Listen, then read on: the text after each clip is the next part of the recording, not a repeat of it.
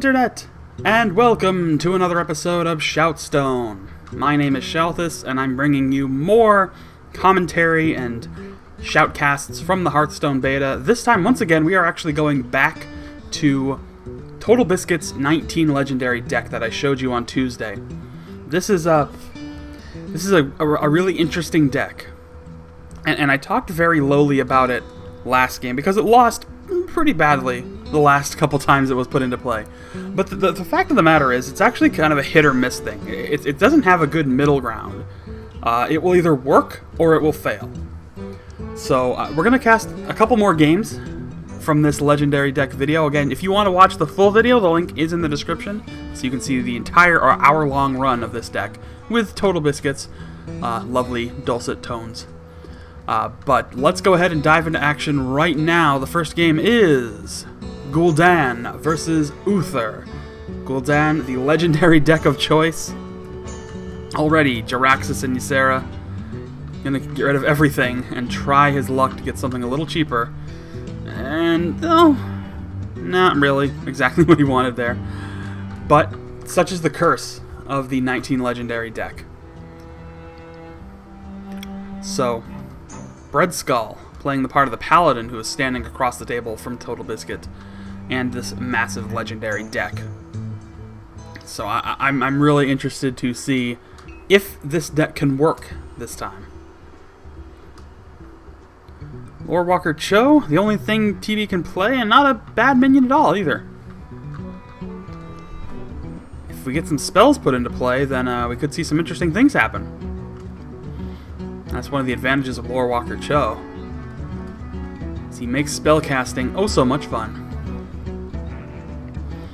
Looks like he's going to trade a Silver Hand Recruit to do a quick point of damage to Cho.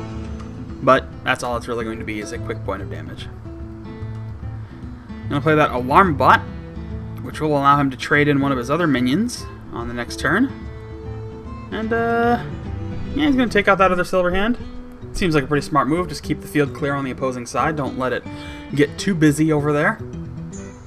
You take one of those Silver Hands, throw a Blessing of Kings on it, and suddenly becomes a 5/5 minion. So it's good to keep it down. Don't let it hang around for too long, even though it is 1/1.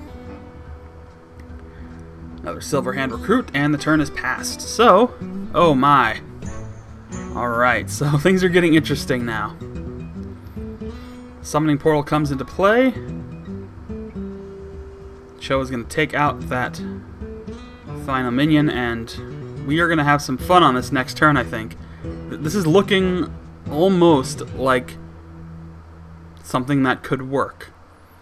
Oh, and he will pass Consecrate to the Warlock player, to TB.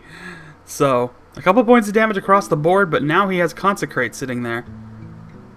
And he will be able to play a free minion. So he has the Black Knight out there. He's going to play Baron Geddon,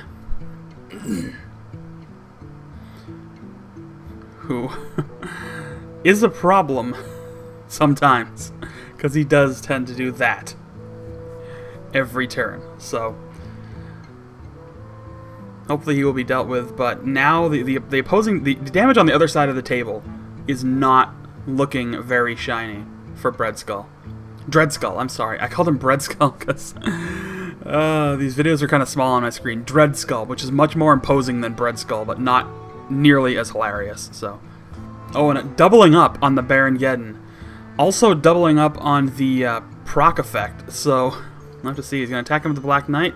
It will trigger the secret, which is going to be Eye for an Eye. Pretty good choice to attack him with the weaker hero, or the weaker minion first. And there we go again. Boom, boom. Oh my, yes, that was an impressive derby, I know. Getting double the end of turn proc by Baron Geddon. Hammer of Wrath going to take one of those Barons out and allow the Paladin player to draw a card.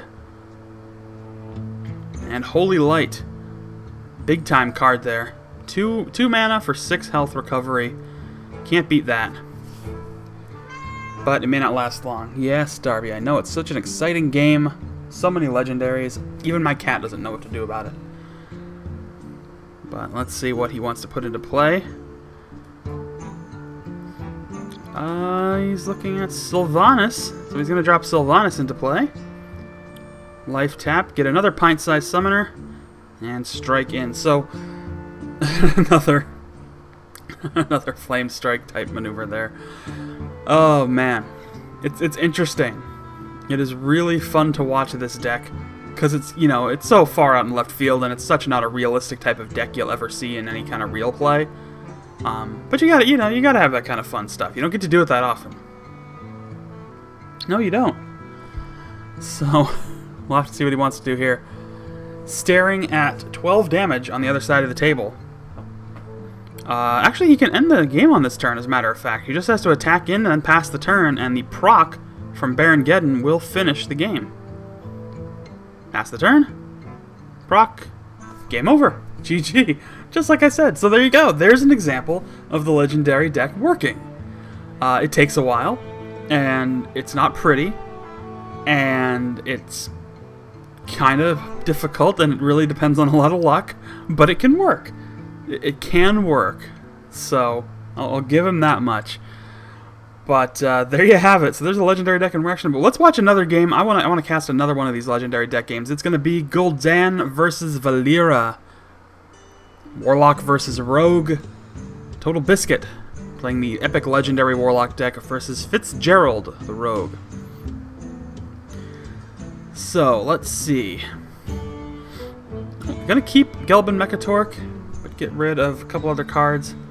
So he's got some good low-cost minions, at least, to start this game off with. That can be useful, and who knows what he's going to actually get on the draw. He has the coin, so something fun could come out for the first draw. Could play that pint-sized summoner.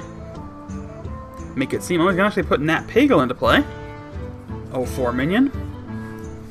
Will be a nice little card battery, which is pretty useful when you have a deck full of legendaries. To hope that you will actually get, you know, cards that can be useful in the early to mid game, or at least actually be playable, I guess is really what I'm trying to say. Not so much useful as in, will you actually be able to put them on the freaking playfield. Oh, but yeah, here we go. So, I don't know if Fitzgerald really knows what he's in for, or she, I guess. I'm just going to assume it's a he. I don't know why. I really have no particular reason behind it. It's just my own way. I mean no offense if anybody gets offended by that. If you do get offended by that, though, I'm sure there's better things to be offended by.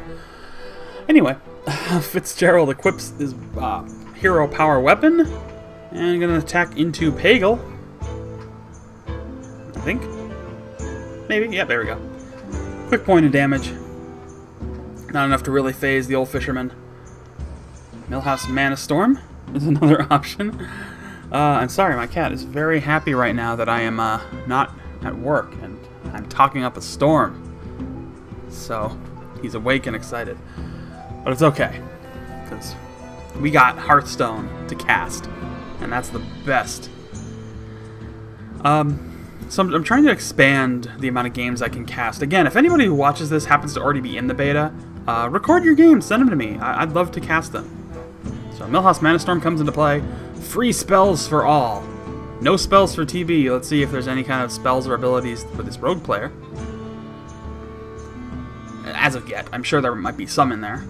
Things like, you know, sap and execute, sap and eviscerate, execution. I think is it called execution? Why can't I remember? I don't remember, Darby. I don't remember. But please stop. But yeah, so there's a lot of spell options, and the rogue player is clearly putting a lot of thought into this decision. Probably doesn't have any good spells, so just gonna try to drop some more minions into play.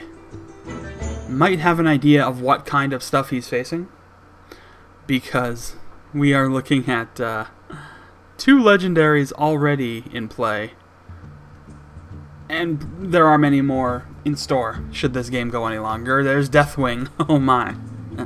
I don't know if the game will go quite that long, but it could, and Deathwing could happen. Oh man. Alright, so what can TB do now? Well, he's only got 3 mana. He's gonna do a life tap. Still can't really play anything. Next turn, he's got a lot more options, of course. But he is going to just start attacking into the opposing hero, since there's really nothing else on the opposing side of the field to deal with. It's just a matter of inflicting damage at this point. I don't know what kind of deck this rogue player has that there's not more out there. Like, you know, put minions out there, get some stuff on the field. Let's you know, start to inflict pain. But alright, Dread Corsair coming out. A little bit of a cheaper minion, a good option there. Still going to start inflicting damage onto Nat Pagel, who's being a courteous little gentleman. So the Alarmobot could make for an interesting play here, but he's got to start playing something. That's a very loaded hand right now. Defender of Argus coming in is going to give those minions taunt and +1 attack. And +1 HP too, by the way. I don't want to disregard that or discount that. Finally, Nat Pagel gets to swing his mighty fishing rod. So that's a very loaded hand, and a very expensive hand, mind you. That is a lot of very costly minions on Totalbiscuit's side of the table. But Fitzgerald needs to start getting some more minions out there. I don't know if he's just getting all of his high-cost ones, and he just has to resort to his hero power constantly, but... Oh, he's got a pirate deck. I mean, I saw the pirate, but I guess he's finally got a theme going here. I mean, yeah, it's probably a pirate deck, because this isn't arena, this is constructed play, obviously. Another attack on a Nat Pagel, and the turn is passed, and... Oh, there goes Gruul, because Totalbiscuit has too many cards in his hand. Because they're too expensive, and he can't play them this turn. So he could play that Pint-Sized Summoner and the Alarm Bot to at least clear some cards out of his deck. Out of his hand, excuse me. And yeah, that's what he's going to do.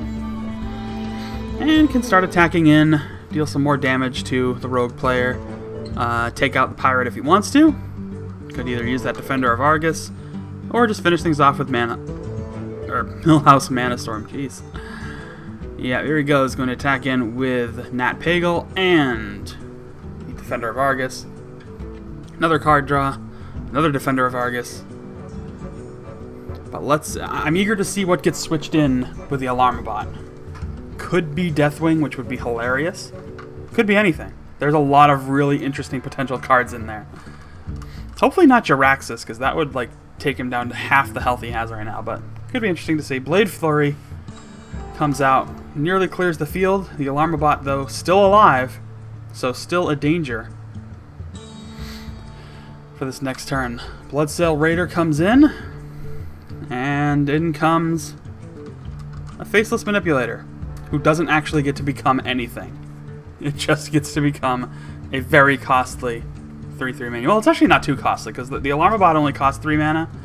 So it was basically an average 3/3, 3-cost minion. Another Defender of Argus to keep everything taunt. Lorewalker Cho to make any spells that are played interesting. And, gonna have to attack in with the other Defender of Argus, I think, yeah. So he's whittling down his opponent, and it's really starting to get interesting. I don't know what kind of deck this rogue player has. I mean, it seems to be designed around pirates, clearly, but I don't know if he's just not getting the kind of play he wants out of everything, or he's just not getting the cards he wants, or if he really doesn't have any alternatives if he doesn't get the pirates. A good Betrayal, which does also give that to the opposing player, and it helps kind of clear the field a little bit, at least. Now, Betrayal is a rogue ability that forces a minion to do its damage to the minions that flank it, which is why you try to keep your most expensive minions to the sides whenever you're playing a rogue deck. Or almost any deck. Try to keep your most expensive minions to the outsides, and your cheapest ones to the middle. That way, abilities like that, as well as things like, you know, Cone of Coal or whatnot, aren't going to be quite as dangerous. Alright, so, field is mostly clear at this point. Still that 4/4 Faceless Manipulator with Taunt. And a lot of interesting legendary options. Leroy Jenkins, maybe? Is he gonna drop it? Nope. Okay, never mind. It does have that Summoning Portal. Looks like he is gonna put that into play. Maybe. Yep, there we go. Summoning Portal dropped into play. It's going to reduce the cost of every other minion out there. Now he's going to play Leroy Jenkins, which gives his opponent a couple of whelps, and the alarm bot comes back into play. Damage going straight into the opposing hero. So this rogue player has to start clearing the field. I don't think the rogue player has the damage to clear this out. I could be wrong, and maybe he's been sitting on something shocking, but I doubt it. It's danger zone right now. Does hit the assassinate on the taunt minion. Needs to do at least 1 point of damage. Or no, it's only 2 damage, so he can sacrifice those whelps to take out Leroy. And he will do that, so he will, as it stands now, survive the next turn. But we are looking at a lot of interesting things on TB's side of the table. So if Totalbiscuit has some good plays, he's going to drop Cold Blood as a combo on that minion and strike at the heart of Totalbiscuit. Dagger up. Gonna try to start doing some damage on that portal. And he will finish it off with a backstab. A play you cannot do anymore unless you do it in reverse. Oh my, and Ragnaros the Fire Lord is the one who's traded out for that Alarmabot. Okay. It's getting good. So we're on the 8-drop point of the game right now. Hogger coming in. Gonna do another life tap. Ironbeak Owl could be kind of useful. Oh, and look at that. Ragnaros with the attack finishes the game. 50-50 shot there to win the game with that move, and it did it. So there you have it. Another win for the 19 legendary deck. But I think with that, that's going to do it for our coverage of the 19 legendary deck. It was fun. But we're going to move on to something a little more different starting next week. So there you go. That's going to do it for this episode of ShoutStone. I hope you enjoyed seeing the legendary deck successfully utilized this time around. So you got to see both sides of it. One day where it just couldn't get it together, and the other day where it just dominated and owned the field. But it was a lot of fun, and yeah, if you want to see more, I do release new videos every single day, with the occasional exception, but mostly every single day. And you can find me on Facebook and on Twitter. The links are in the description below. I'd love to have you follow me on both of those social media sites. And you can also subscribe to this channel so you can get constant daily updates. Like the video, comment, you know the rest. Thanks so much for watching. I will see you all next time.